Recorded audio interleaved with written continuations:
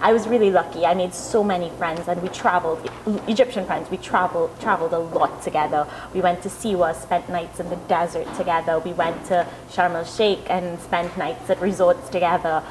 I made sure that when I was there, I had an Egyptian rather than like tourist experience. So I wouldn't eat anything unless it was what the Egyptians would eat, and I wouldn't go anywhere unless it's where a local Egyptian would go. And I truly like immersed myself. Like I never tried to break boundaries. I didn't try to like wear stuff I wasn't allowed to wear. I wore what they told me to wear. I did what an Egyptian woman would do, and I would say that like helped me more than it hurt me. Like I had the best time ever pretending to be Egyptian. So on the social side of my internship, which I think actually makes up a huge chunk of my internship just in the background the whole way through for 2 months, was that I got to go to this art center. Now this art center was a place that used to attract a lot of tourists. It was, I think, for tourists. However, since the earthquake, a lot of people had stopped going there. But a friend of mine showed me the place because he thought I might like it, and it was basically a strip by the beach with 10 studios or so, and the artists would live there and work there and just spend all their days there right by the beach. And once I found this place, I started going there every day.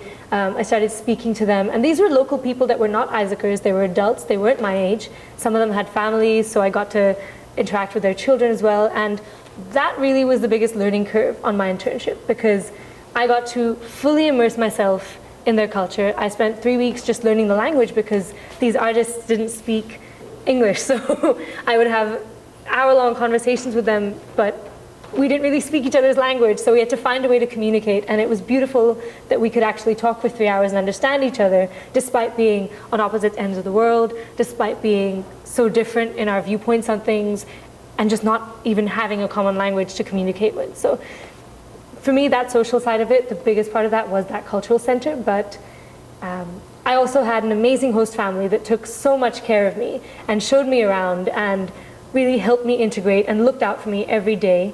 And I'm still very close to her. She's so special for me. I also got to travel, which was amazing.